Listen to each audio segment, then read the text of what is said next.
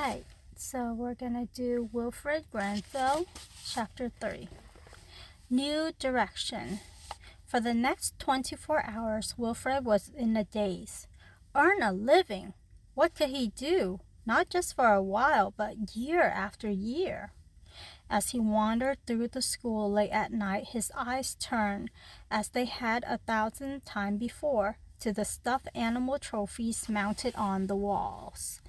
In a flash, inspiration hit him.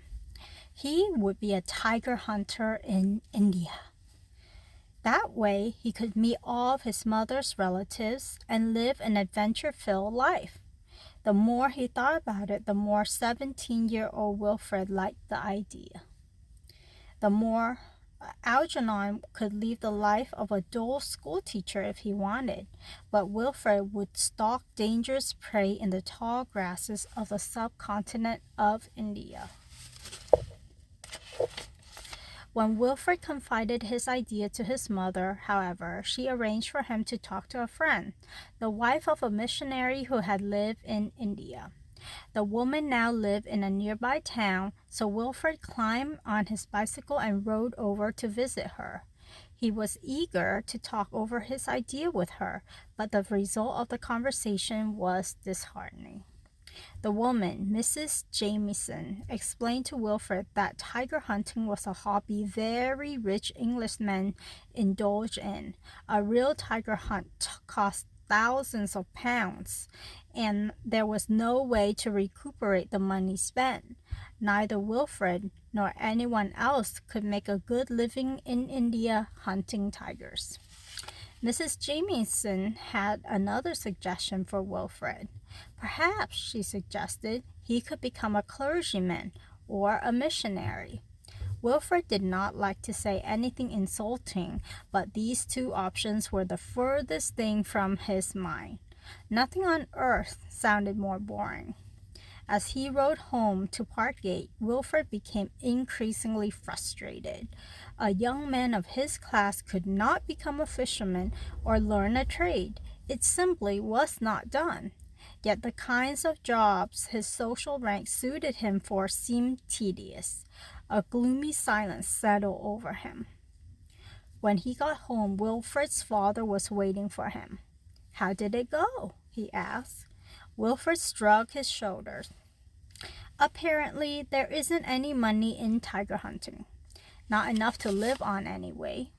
Mrs. Jamieson suggested I might want to become a clergyman or a missionary, but I can't see myself doing that for the rest of my life.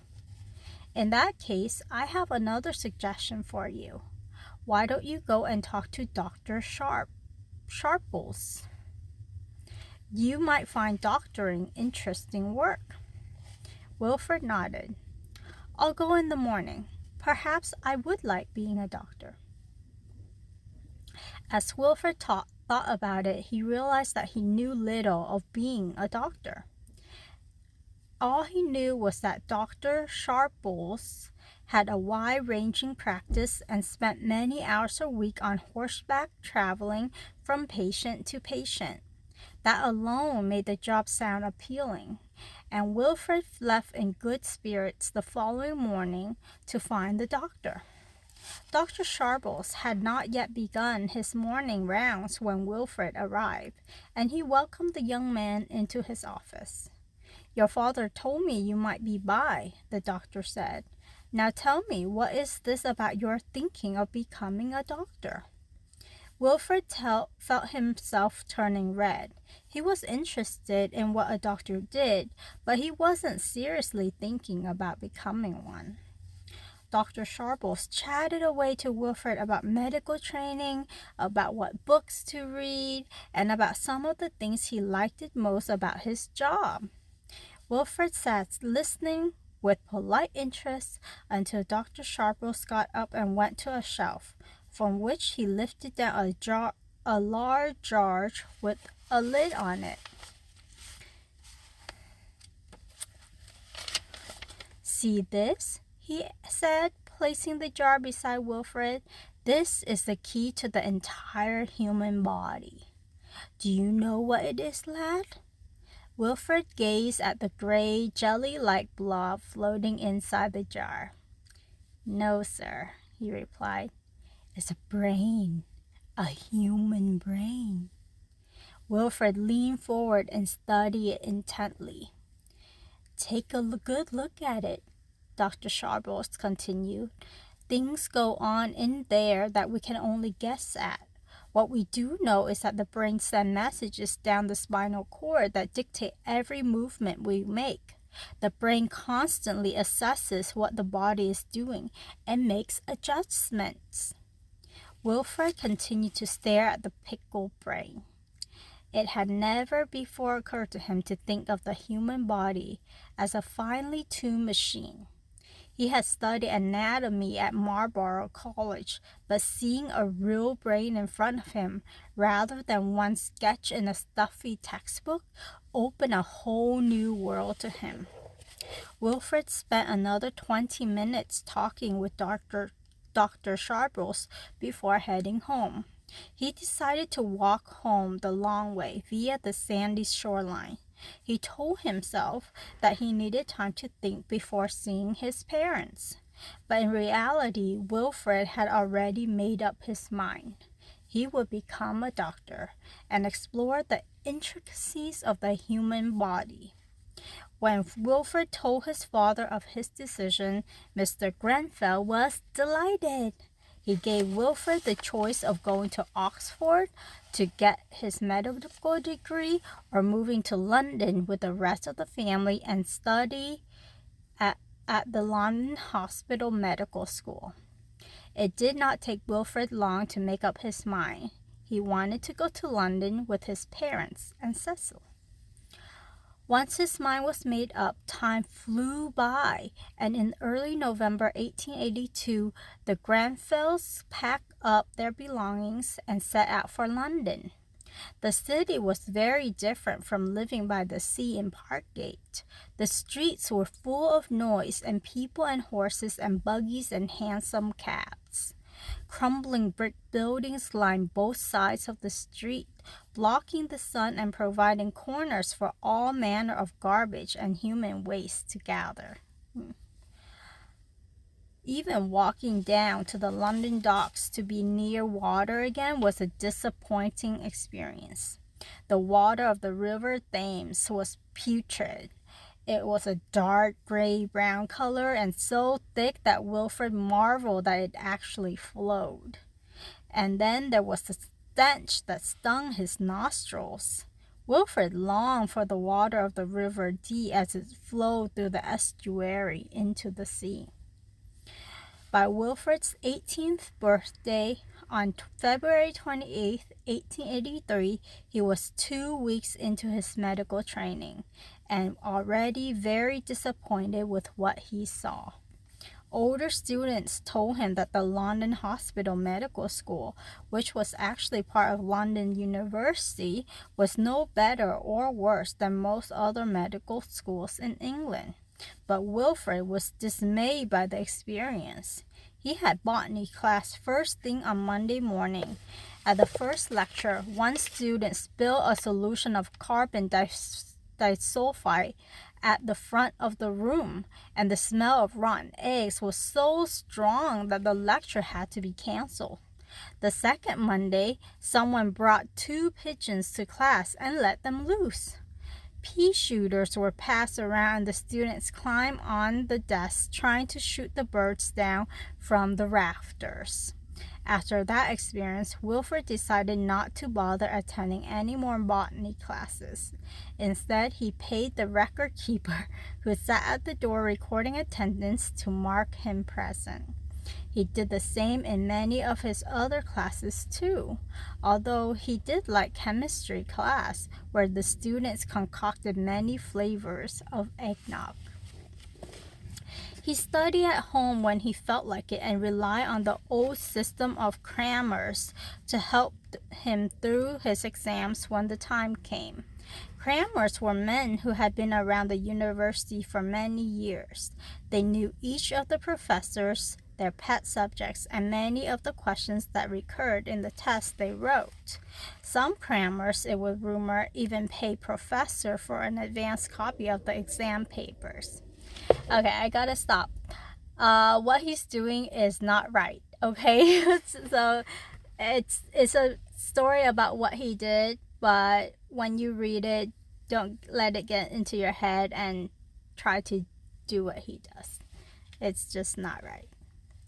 Knowing that he could hire a crammer at the end of the semester, Wilfred felt at liberty to fill his university days doing the things he liked best, playing all kinds of sports. With so much spare time, he set out on an intense course of bodybuilding. He soon made the London University rowing team, the boxing team, both the university and Richmond rugby teams, and the cricket team. His life has never been so much fun.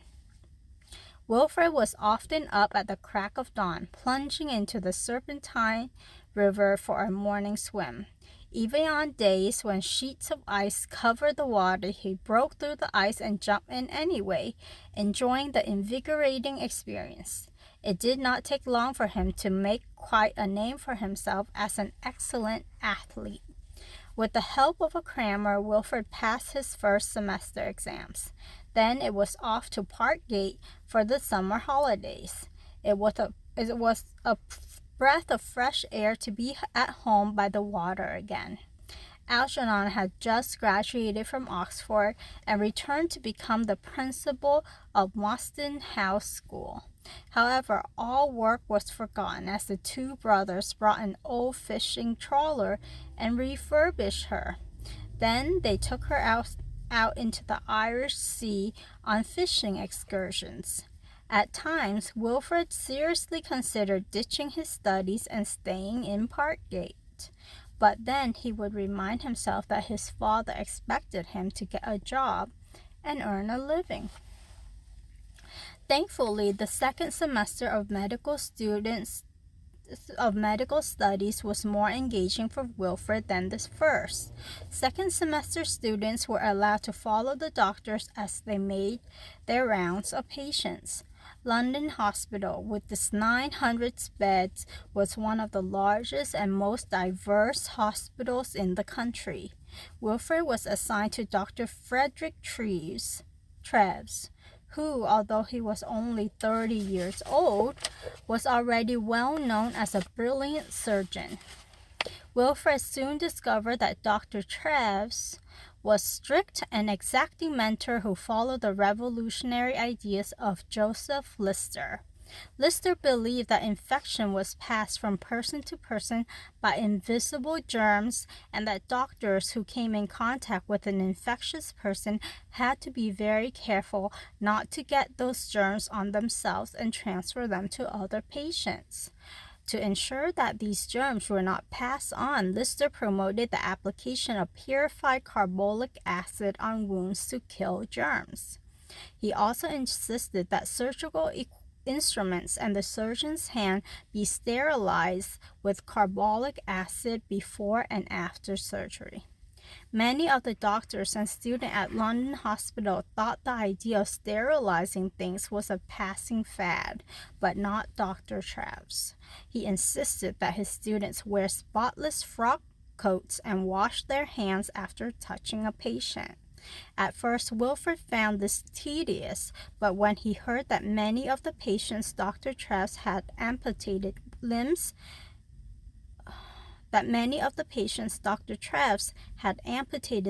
from had actually lived to go home, he changed his opinion.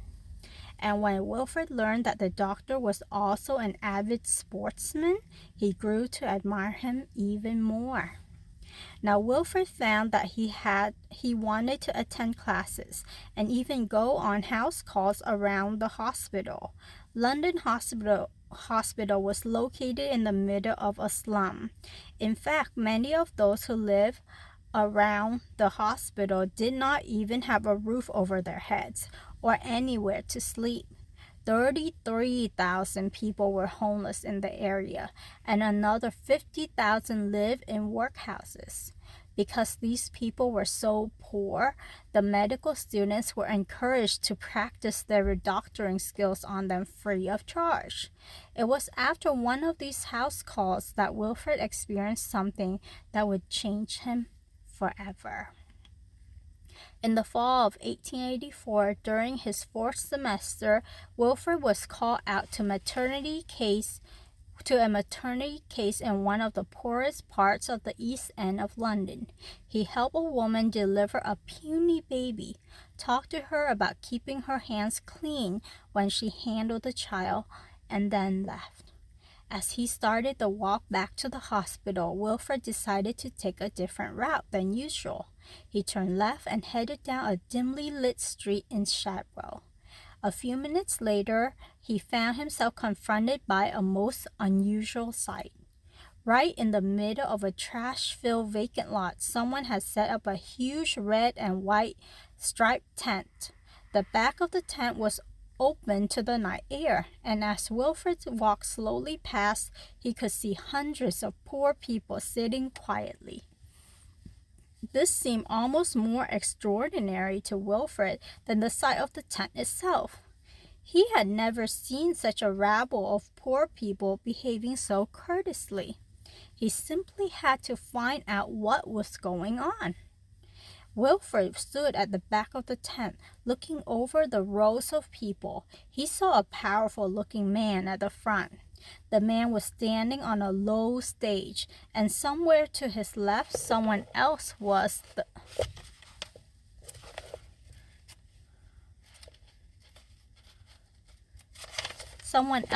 talking.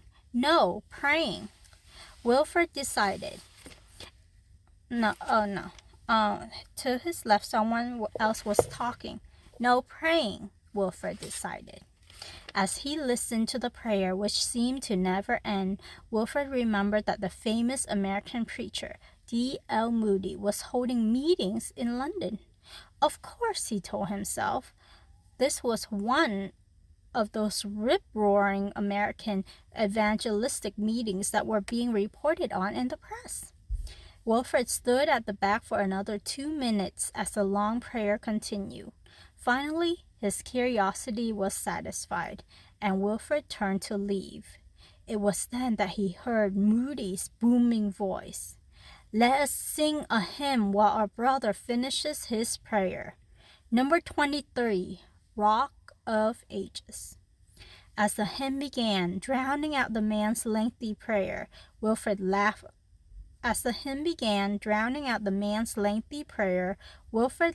out aloud. He had to admire the way Moody had moved the program forward. A boy seated in the back row moved over and beckoned for Wilfred to sit down. Wilfred slipped into the seat. Soon the hymn was over, and D.L. Moody began to preach. Something about the message hit home with Wilfred, and though he did not go forward as Moody urged all sinners to go, thousands of times he had been to church over the years, it was the first time Wilfred felt that he understood the gospel message. As the weeks went by, however, Wilfred's love of sport eventually crowded out his thoughts about God, and Moody's words slowly dimmed in his mind. Wilfred also had something else to occupy his mind. His father was sick. So sick, in fact, that he gave up his position at the hospital and was placed in a private nursing home in North Wales. Wilfred's mother stayed in a boarding house nearby and visited her husband every day. Unfortunately, there was little anyone could do, and the Reverend Algernon Grenfell died in January 1885. It was a devastating blow to Wilfred, who found himself remembering D.L. Moody's word once again. Then, a few days later, after his father's funeral, Wilfred spotted a poster announcing that Moody was back in London, this time with a group of young men dubbed the Cambridge Seven. Every eager young sports fan in England knew about the Cambridge Seven, 7 young men from wealthy homes who had each distinguished himself in sports or military service. One of the group had played cricket for England. Other members had been on the Oxford rowing team, and one had been a dragoon guardsman and an officer in the Royal Artillery. Each of these 7 men had turned the idea of missionary upside down by volunteering to work in China with Hudson Taylor and his China Inland Mission. Some people could not stop talking about how dangerous it was to go to China, and what a pity it would be if they were all killed or died of diseases. Others lauded their actions as heroic acts of Christian service.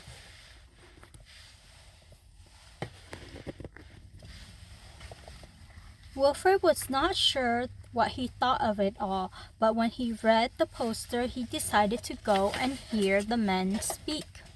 That night he found himself seated in a packed tent, looking up at the Cambridge 7. All 7 of the young men were introduced to the audience, and then C.T. Studd, the famous cricketer, stood up to speak. His voice was steady as he began. About a year ago, my brother George was very ill. In fact, the doctor told us there was no hope for him. George and I had played together on the English cricket team against Australia. As I sat by his bedside hour after hour, watching him hover between life and death, thoughts tormented me. I wondered, now, what is the popularity of the world worth to George? What can his fame do for him? What is the point of possessing everything in the world has to offer when it's time to face eternity? And as I wondered, a voice seemed to say to me, vanity, vanity, all is vanity.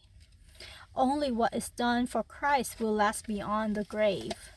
Miraculously, George did get better, but his illness left me with many questions about my own future.